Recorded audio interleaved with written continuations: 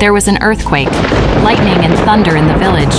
For some minutes, the village was in total darkness. The priest of the village came outside and perceived that something is wrong. The priest decided to ask from the oracle, "Where is this bad omen coming from?" The oracle told the priest that evil is coming in human form. Evil has been born, and evil will destroy everything that stands on her path as she is coming for revenge. The whole village was thrown in total sadness, chaos, and tears as Aiki came to harvest the souls of all the men in the village. The village women began to beg Aiki not to take their husbands and their male child away from them. But how did this happen? My name is Aiki. I am the most beautiful lady in the whole village. I am epitome of beauty. My presence caused distraction to men.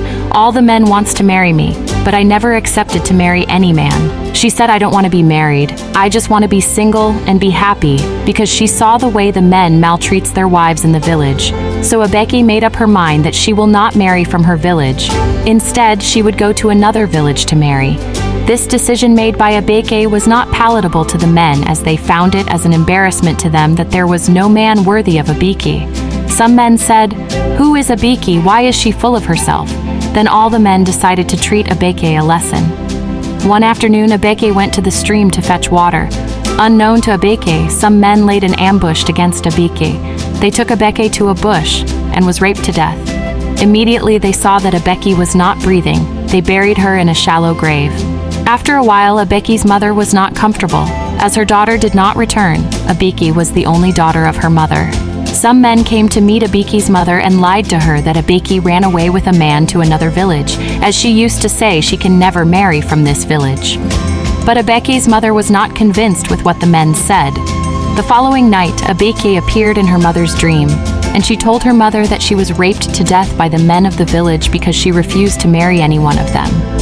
Aiki told her mother that she would revenge her death, as she was not an ordinary child.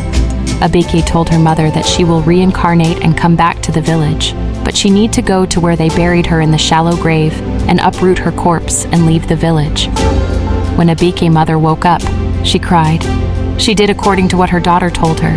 Immediately, her mother went to the shallow grave to exhume her daughter's corpse. There was an earthquake, lightning, and thunder in the village. For some minutes, the village was in total darkness. The priest of the village came outside and perceived that something is wrong. The priest decided to ask from the oracle, "Where is this bad omen coming from?" The oracle told the priest that evil is coming in human form. Evil has been born, and evil will destroy everything that stands on her path as she is coming for revenge. The priest went straight to the king's palace to inform the king all what the oracle showed him. The king was in total confusion. Then the king asked the priest, "How do we stop this evil from coming into our village?" The priest told the king that to stop this evil, no woman should put to bed in the next 7 days, and no one is allowed to go out or come into the village, so therefore, the village is curfew. The king said his messenger to pass the information to all the villagers that there will be curfew and no woman should give birth in the next 7 days, and any woman who disobeyed the king's order will be killed and be used as sacrifice. Meanwhile, Abiki's mother had already left the village before the law was made. As she left the village, Aiki transformed to a very beautiful and wealthy lady. When Aiki stepped her feet on the ground, she smite the ground 3 times.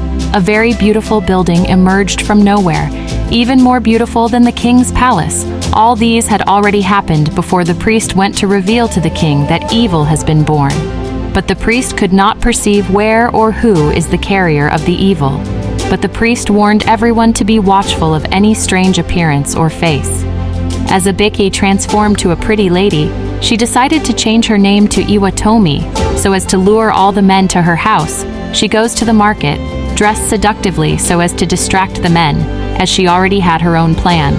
The first man she met was Agbabiaka. Agbabiaka was among the men who raped her to death. When Agbabiaka saw Iwatomi, he could not control himself. He told Iwatomi that he will marry her. Iwatomi said, "She will marry her, but he will follow her to the house." Agbabiaka did not waste his time.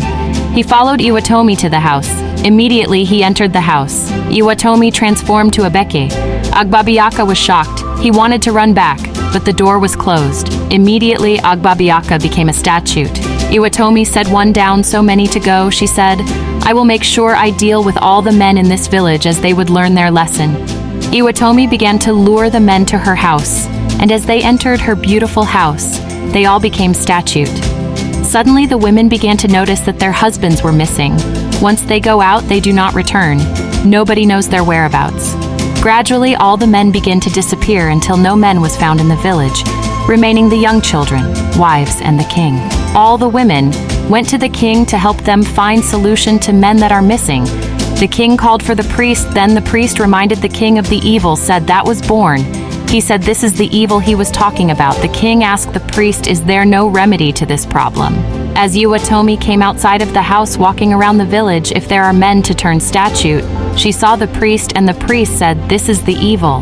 Then the king asked Iwatomi why did she turned all the men into statute? Iwatomi transformed to Abeke and explained what the men did to her.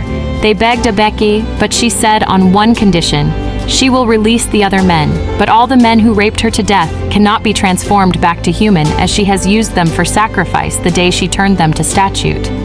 The king accepted the condition. The king said, let this be a lesson to all the men. Do not forcefully have intimate with lady. Take her consent, and if she refused, let her go. But if you go against her will, it may lead to chaos. Immediately, Abeki sprinkled water to the statute and the men came to life, and Abeki disappeared.